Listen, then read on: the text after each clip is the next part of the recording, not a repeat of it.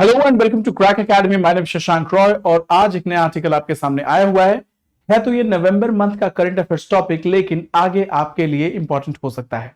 Now Delhi government plans cloud seeding to induce rains amid pollution. What is this process?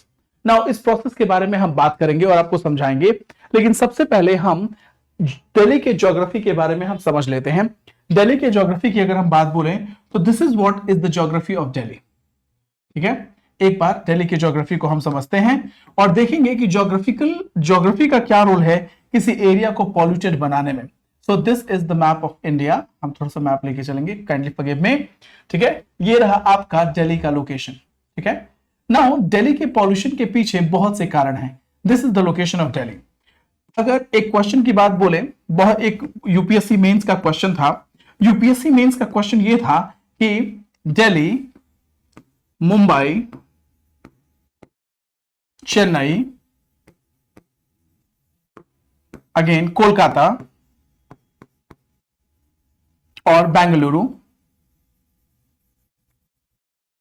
All these are capital states, capital district. लेकिन इसके बावजूद भी, और अगर देखा जाए तो इन सारे स्टेट्स में ट्रैफिक जो है कहीं ज्यादा है दिल्ली से, लेकिन इसके बावजूद भी दिल्ली ही सबसे ज्यादा पॉल्यूटेड क्यों है? ये यूपीएससी मेंस का क्वेश्चन था। नाउ दिल्ली के पॉल्यूटेड होने के पीछे जो मेन रीजन है वो दिल्ली का लैंडलॉक्ड होना है। दिल्ली का जो लैंडलॉक्ड है condition, that is the main reason behind Delhi's pollution. Delhi के पास कोई भी अगर देखा जाए, इन चारों, चाहे मुंबई की बात करें, चेन्नई की बात करें, कोलकाता की बात करें, बेंगलुरु की बात बोले, तो इन सारे कैपिटल्स के पास क्या है? एक नेचुरल वाटर बॉडीज है, एक नेचुरल वाटर बॉडी है और कोस्टल एरियाज है। ये एक नेचुरल बॉडीज है, सी फ्रंट है, और क्या करते हैं ये वाटर बॉडीज जो है बहुत बड़े लेवल पे पॉल्यूशन को, यानी पॉल्यूटेड एयर को सर्कुलेट करते हैं, पॉल्यूटेड एयर को सर्कुलेट करते हैं। And this fortunate thing is not available with Delhi. Delhi के पास ऐसा कोई भी वाटर बॉडीज नहीं है। दूसरी चीज, दिल्ली लैंडलॉक्ड है। तीसरी चीज क्या है कि Delhi is surrounded with agriculture state such as Haryana, Punjab, Uttar Pradesh और राजस्थान। और कई बार ऐसा होता है कि विंटर सीजन में क्रॉप कटिंग के टाइम में किसान क्या करते हैं कि फसलों को जल्दी से हटाने के लिए, यानी जो रेसिड्यूअल्स बचे हैं उनको हटाने के लिए और खेती को फिर से तैयार करने के लिए, they go and burn the residuals. They burn the residuals, जिसको हम पराली कहते हैं, जिसको हम पराली कहते हैं, इसको हम स्टबल बर्निंग भी कहते हैं। तो ये कुछ रीजन रहे आपके दिल्ली के पॉल्यूटेड होने के पीछे।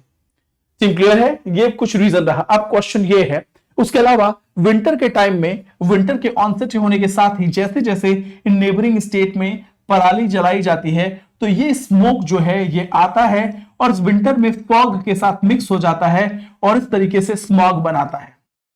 इस तरीके से स्मॉग बनाता है जो हमारे PM 2.5 और PM 2.10 PM 10 को जन्म देता है, जो हेल्थ हजार्ड्स को प्रमोट करता है।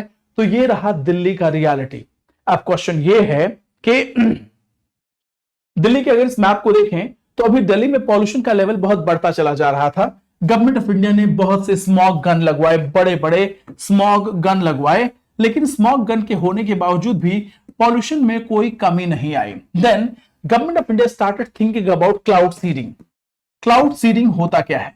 क्लाउड सीडिंग, क्लाउड सीडिंग की जब हम बात बोलते हैं तो इसका मतलब यह है कि हम कुछ ऐसा कर दे। क्लाउड सीडिंग एक तरीका जो है वो जियो इंजीनियरिंग के दायरे में आता है।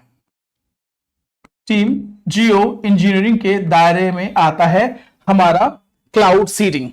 ठीक है, अब आगे चलते हैं, क्लाउड सीडिंग को हम अच्छी तरीके से समझते हैं।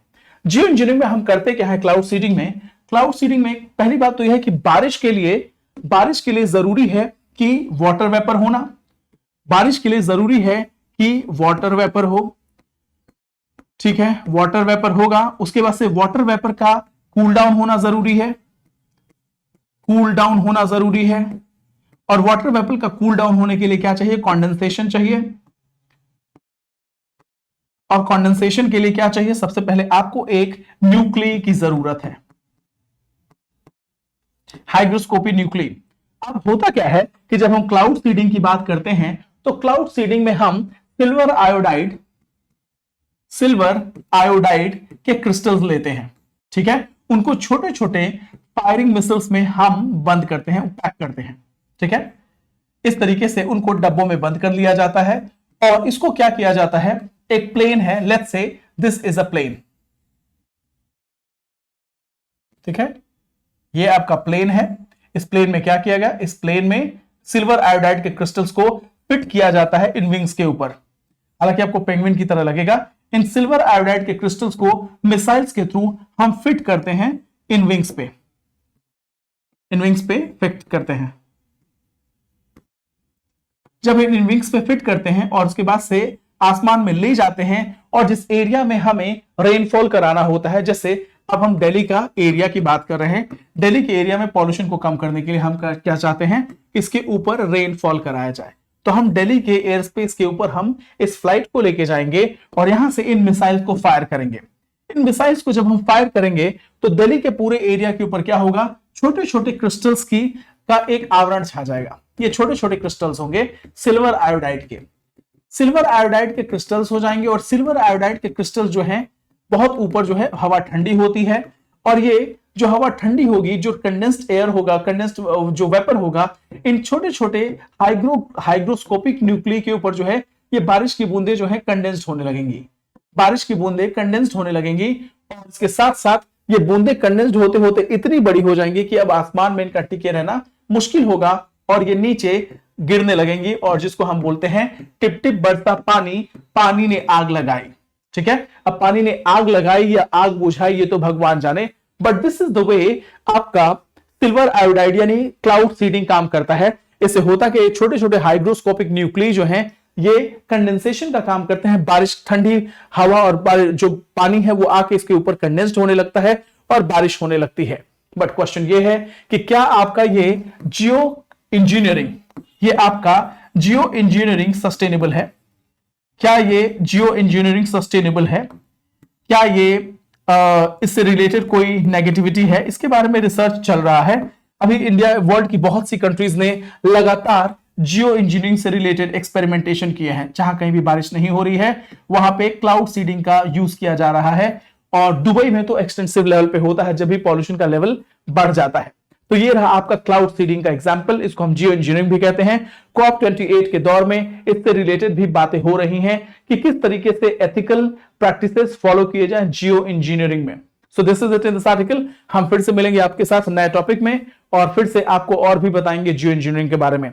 तब तक के लिए thank you so much, may God bless you all. जय हिंद, जय भारत, थैंक यू।